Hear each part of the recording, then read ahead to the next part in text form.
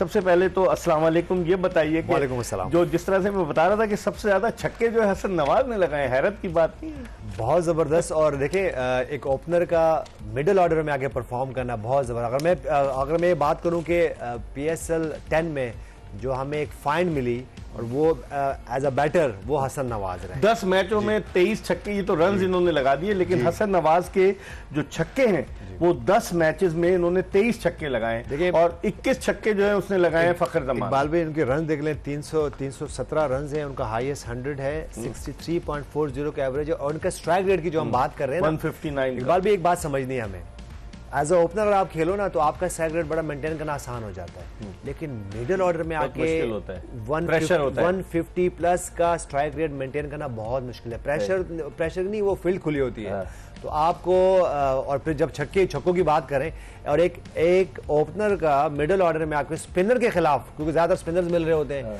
तो उनकी 2-3-4 इनिंग ऐसी हैं कि उन्होंने बड़ा क्रूशियल इनिंग्स खेली है। तो मेरे ख्याल से मैं उनकी जो स्किल्स की मैं बहुत ज्यादा दाद दूंगा। उसकी वजह यह है कि एक मिडिल ऑर्डर में आके एक ओपनर का आके परफॉर्म करना बहुत जबरदस्त, और उन्होंने गेम भी फिनिश किए। दो कि वो लकी रहे उनके कुछ मैचों में कैचेस भी ड्रॉप हुए, लेकिन वो तो PSL 10 में हर मैचेस में ड्रॉप हो रहे हैं, तो ये बहुत अच्छी परफॉर्मेंस है उनकी तरफ से। तो आप कैसे देखते हैं हसन नवाज के 23 छक्के, 21 छक्के फखर जमान के और 21 छक्के साहबजादा फरहान के। साहबजादा फरहान ने भी बड़ी जबरदस्त परफॉर्मेंस दी है इस टूर्नामेंट में, और मुकाबला है कि आप देखते हैं कि कौन man of the best batsman of the tournament करार पाता है। कैसे देखते हैं इनकी परफॉर्मेंसेस? इकबाल भाई, सबसे मुझे जो खुशी की बात लगी ना, तीनों में हमारे डोमेस्टिक के प्लेयर जो हैं वो टॉप पे दिखे।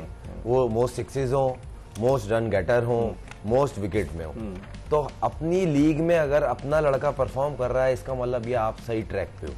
क्रिकेट एक स्टेप आगे जा रही है, ये सबसे अच्छी चीज जो मुझे लगी। उम्मीद करता हूँ इसी सिलसिले को ये लोग बढ़ाएंगे। और जिस तरह की फॉर्म है, अगर हम हसन नवाज की बात करें, उस पर बड़ा क्रिटिसाइज हुआ और उसके सवालियात, बड़े सवाल उठे उस पर। उस लड़के ने जिस तरह आके PSL खेली है और अपना नंबर छोड़ के खेली है, विदाउट रीजन, विदाउट एक्सक्यूज उसने आके परफॉर्म किया। और मुझे जहां तक याद पड़ता है, इसी प्लेटफॉर्म पे 3 मैच उसने सिंगल हैंड कोयटा को जितवाए। और बहुत बड़ी बात है जिस नंबर पे वो खेल रहे हैं, जिस तरह वो खेल रहे हैं, और उस टाइम ऑलमोस्ट 12 साढ़े 12 की एवरेज थी और बहुत अच्छी कॉन्फिडेंस के साथ उन्होंने बहुत अच्छा किया। मेन चीज ये कि फिनिशर बन रहे हैं फिनिशर। अच्छा यूनुस, अगर विकेटों की बात करें, जो टॉप 10 बॉलर्स हैं सारे फास्ट बॉलर हैं सिवाय अबरार अहमद के, तो आप क्या समझते हैं स्पिनर्स के लिए इस टूर्नामेंट में बहुत मुश्किल है कि किस तरीके से उन्हें परफॉर्म करना पड़ रहा है इस टूर्नामेंट? मेरे ख्याल से बाउंड्रीज भी बहुत छोटी हैं, 65 मीटर। अगर हमने देखा मिस हिट पे भी जो है वो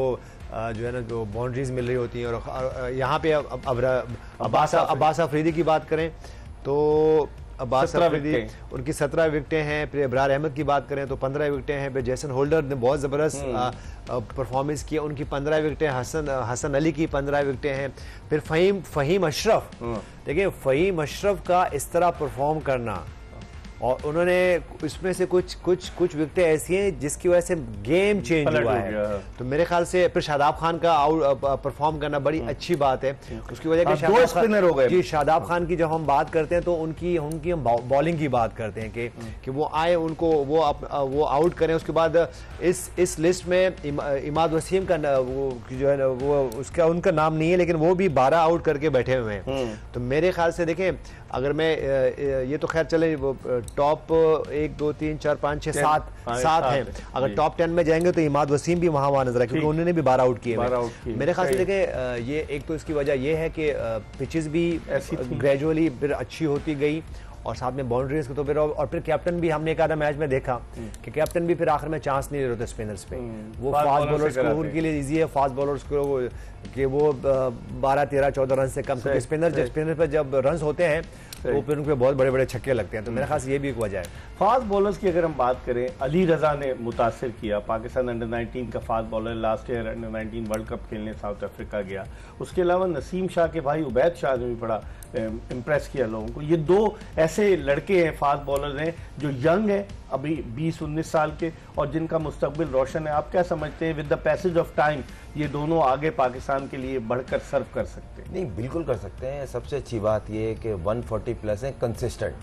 देखें, एक आध बॉल करना और कंसिस्टेंट 145, 144, 147 पे बॉल करना, इसका मतलब प्रोडक्ट में जान है, पाकिस्तान के लिए जा सकता है। सही। देखें तेज बॉलर जो होता है ना उसका फिट रहना बहुत जरूरी है। जिस गर्मी में मैचेस हो रहे थे, अभी जो पिंडी में मैच हुए हैं उसमें 47 डिग्री में मैच हो रहा था, 48 डिग्री में मैच हो रहा था, जिसका फील ऑलमोस्ट 50 टच हो रहा होगा। तो सोचें आप कितनी हीट में मैच, और उसमें फास्ट बॉलर वही बॉल कर रहे थे, स्पाइक्स पहनकर और जबरदस्त, मतलब उन्होंने गर्मी को बिल्कुल जहन में ना लाके वही 145, 140 पे बॉल कर रहे हैं। तो कहीं ना कहीं ये वो प्रोडक्ट है जो पाकिस्तान को चाहिए। सही। और अगर आप इसमें एक लड़का में से जो शायद अनफिट हो गए थे, कराची के यासीन खान है, यासिर खान है, ऐसी कुछ नाम था, इमर्जिंग प्लेयर थे जी, और उनकी रिप्लेसमेंट ली गई है, मेरे को नाम याद नहीं आ रहा। तो मोहम्मद अली कर रहे हैं ना, फवाद खान याद है ना, वो भी 143, 144 पे बॉल कर रहा था, वो भी, और कम एज का लड़का है, अंडर 19, अंडर 21। इसका मतलब मुस्तकबिल रोशन है बहुत। बिल्कुल, ये ऐसे प्लेयर जो होते हैं उनको तो ग्रूम करने की जरूरत है। शाइन के टूर पे इनको मौके मिले, वहां ग्रूम करें, फिर पाकिस्तान टीम के लिए जाए। लेकिन यूनुस देखें, अगर फखर जमान तो काफी अरसे से पाकिस्तान के लिए खेल रहे हैं, साहबजादा फरहान को भी 9 T20 में पाकिस्तान की नुमाइंदगी का मौका मिला। उसके अलावा आपको कोई और ऐसा बैट्समैन नजर आया है कि जो मुस्तकबिल में आने वाले वक्त में पाकिस्तानी टीम में जगह बना सके इस HBL PSL के जरिए? देखिए, हमने ऑलरेडी हसन नवाज की तो बात कर ली है, वो भी खेल चुके, मतलब मैं कह रहा हूँ कि रॉ जो बिल्कुल नहीं, लेकिन देखिए हसन नवाज को इसलिए यहाँ मेंशन करना जरूरी है कि वो कितनी एक ही टूर 5 T20 खेले, सिर्फ 5 T20 बिल्कुल रॉ थे। और जिस वक्त उनको, अगर ये PSL पहले होती और फिर वो नेशनल टीम में जाते हैं, तो वो उन्होंने वहां 100 किया, उसके बाद कुछ भी नहीं है। इवन जब हमने PSL शुरू हुई तो उसमें भी देखा कि वो 1-2 दफा फिर वो 0 पे आउट होकर चले गए, और उनकी 4-5 दफा वो 0 पे आउट, लेकिन उनकी 100 था। लेकिन उसके बाद उन्होंने जिस तरह अपने आप को मर्ज किया, सिचुएशन को रीड किया, देखिए ये रीड करना बहुत जरूरी है, और फिर उन्होंने परफॉर्म किया। हमने इरफान खान नियाजी की बात की, लेकिन उनकी भी तसलसल नहीं था, वो 2-3 इनिंग खेली, लेकिन आखिर में फिर वही वो अपने वो पुराने मोड में चले गए कि वो आते हैं और जल्दी आउट होकर चल रहे हैं। समद की हम बात करें, अब्दुल समद की बात करें, तो वो भी नेशनल टीम के लिए खेले, लेकिन वो भी फिर आखिर में बेंच पे आ गए। क्योंकि देखिए, आपको ये जो मिडिल ऑर्डर में हम बात करते हैं ना, जिस तरह हसन नवाज ने परफॉर्म किया, आपको जाके फौरन स्विच ऑन होना है, सिंगल डबल्स, एक आधा बाउंड्री, और उसके बाद फिर एक्सक्लूसिव शॉट्स। ये देखिए, ये हसन नवाज की ये वो इनिंग्स है जिसमें उन्होंने स्पिनर्स के खिलाफ अच्छा खेला, और मैं इनकी ये परफॉर्मेंस इसलिए भी बहुत ज्यादा अप्रिशिएट कर रहा हूँ कि एज अ ओपनर आपको जो ना फास्ट बॉलर के खिलाफ आप अच्छा खेलते हो, लेकिन जिस तरह उन्होंने बैटिंग की अगेंस्ट स्पिनर्स, वो, और फिर उनकी अगर वैगन व्हील की भी बात करें तो सिर्फ ये नहीं है कि वो सिर्फ स्क्वायर लेग पे, मिड विकेट पे या लॉन्ग ऑन पे आप खेल रहे हो, वो खेलते हैं जो ग्राउंड के चारों तरफ। तो ये एक अच्छे बैटर के साइन है। हमने यासिर खान की भी बात की, मोहम्मद नईम की भी बात की, ठीक है, वो भी लर्न कर, लेकिन हसन नवाज इसलिए इंप्रेस किया कि उन्होंने गेम फिनिश किए, और उनको वो लकी भी रहे कि कैचेस क्रूशियल टाइम पे छोड़ते रहे, लेकिन उन्होंने वो जो चांसेस थे वो कैच किए। तो मेरे ख्याल से हम अगर हसन नवाज की बात करें, नईम की बात कर लें, उसके बाद एक आधा और प्लेयर हैं जिनकी बात कर लें, तो मेरे ख्याल से ये वो फाइंड हो सकते हैं। लेकिन अब करना क्या है यहाँ से, अब नेक्स्ट स्टेप क्या है? हम यहाँ बात तो कर रहे हैं, लेकिन सबसे पहले ये सारे प्लेयर नेशनल टीम में नहीं जा सकते। ये सारे प्लेयर जो है वो ABC टीम में नहीं जा सकते, इनको फर्स्ट क्लास में मौका मिलना चाहिए। इनका अब क्योंकि PSL की फाइंड है, ये रिस्पॉन्सिबिलिटी है इन सब फ्रेंचाइज की कि वो रेगुलर बेसिस पे कुछ तो करें। अब ये ना हो कि PSL 10 खत्म हुई और उसके बाद ये साल के बाद जब 11वां-12वां महीना आ जाए तो ये इकट्ठे हो जाए और टीम बना ले। इसीलिए देखिए, 2 टीमों की हम बात कर रहे हैं ना, और हमारे डेटा गुरु ने बार-बार आपको कह रहे हैं, बार-बार कह रहे हैं कि भाई आप वाइजली डिसीजन करें, आप बैठें और अपने को टीम ऐसी बनाए जो सपोर्टिंग स्टाफ की बात कर रहा हूँ कि वो सारा साल प्लेयर को तो देखें, पिक करें। इसीलिए मुल्तान सुल्तान ने स्ट्रगल किया, इसीलिए पेशावर ज़ल्मी ने स्ट्रगल किया। इवन जब ये जो ओवरसीज प्लेयर्स जगह, तो कटक ग्लैडिएटर्स भी जो है इस वक्त स्ट्रगल करती हुई नजर आ रही है। और आई होप कि कल के मैच अच्छा हो, क्योंकि ये ना हो कि जिस तरह इस्लामाबाद यूनाइटेड की जो टीम है अगेंस्ट क्वेटा, अगर वो खेलती है और क्वेटा बिल्कुल वन साइडेड मैच हारती है, तो देखिए फिर प्रॉब्लम होती है। क्योंकि एक ऑलरेडी एक प्रॉब्लम हो चुका है। कौन से मैच में?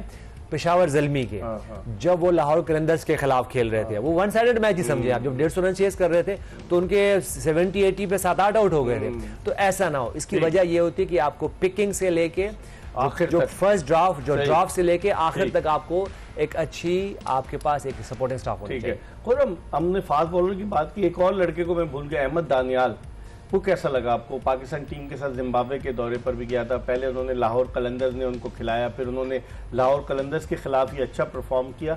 अहमद दानियाल, अली रजा और उबैद शाह, ये 3 ऐसे लड़के हैं फास्ट बॉलर आए। बैट्समैनों का, अगर आप खुद बैट्समैन है, यूनुस ने निशानदेही की, आप बैट्समैनों में किसको देखते हैं? नहीं, इसमें कोई डाउट नहीं है। हसन नवाज की बात कर लें या नईम को हम इसलिए बोल रहे हैं, देखें वो अगर अपने ऊपर काम करे या जिन कोचिस के वो अंडर में, देखिए हर बंदे का एक अपना पर्सनल कोच भी होता है, इनको अपनी शॉट सिलेक्शन पे काम करना। आखिरी 3 मैचों में इनकी शॉट सिलेक्शन बेहतर थी। जैसे हमने जिक्र किया था हारिस को, उसका तेज खेलना प्रॉब्लम नहीं, शॉट सिलेक्शन प्रॉब्लम है। तो इसके साथ भी यही था, जिसने खुद शायद रियलाइज किया कि मैं बहुत ज्यादा तरीके से बैटिंग कर रहा था। आखिरी 3 मैचों में इसकी शॉट सिलेक्शन फिर बेहतर थी, इसलिए कंसिस्टेंट भी हुआ। ये अच्छा प्रोडक्ट है, मगर मेहनत की जरूरत है। फिर डोमेस्टिक क्रिकेट में ये मैक्सिमम मैच खेले और विद परफॉर्मेंस खेले, ताकि ये ग्रूम हो। और जहां तक रही फास्ट बॉलर की बात, देखें 145 प्लस जो है ना, वो जेन्युइन तेज बॉलर होता है। उसको आपने किस तरह ट्रीट करना है, टैकल करना है, उसकी डाइट, उसकी ट्रेनिंग। पाकिस्तान क्रिकेट बोर्ड को ये 2 से 3 बॉलर मिले, इनको चाहिए, इनको अभी से अच्छे ट्रेनर, जो बेस्ट ट्रेनर है हमारे एकेडमी में अवेलेबल, जो न्यूट्रिशन है, इनको बताएं, इनके पीछे काम करें, ताकि ये बच्चे अच्छे ट्रैक पे जाएं। देखें हर बच्चा सीख रहा होता है अपने लेवल पे, सही, और कहीं ना कहीं मिस्टेक्स कर रहा होता है। तो वो चीज इन्हें बतानी है कि अब आपके ऊपर निगाहें हैं क्रिकेट बोर्ड की या सिलेक्टर्स की, इनको छोटे टूर कराए जाए, स्पेशली शाहीन के, और उनको कॉन्फिडेंस दिया जाए। कराए तो थे, हारिस ने क्या सीखा? कप्तान था ना वो, तो फिर देखें वो मारधाड़ शुरू कर नहीं, पूरा साल कप्तान बना है, एंड में क्या वो हटा दिया, वो रेरा को बना दिया ना। आपको चांस मिल रहा है, वो चांस था आपके पास जाने का, आप आगे जाते। एग्जैक्टली। इस पर हम मजीद बात करेंगे, लेकिन प्रोग्राम में हम एक ब्रेक ले रहे हैं, ये बताते हुए कि आज आराम का दिन है। कल इस्लामाबाद यूनाइटेड और कोयटा ग्लैडिएटर्स की टीमें पहले क्वालिफायर में एक दूसरे के मद्दे मुकाबिल होंगी। ये आपको सारी चीज़ें हम डिटेल बताएंगे, और ये बताते हुए कि Clear Men and Surf Excel present जोश जगा दे, powered by Telenor 4G and Hero detergents. Break के बाद यूनुस खान और खुर्रम मंजूर के साथ दोबारा आपकी खिदमत में हाजिर होंगे।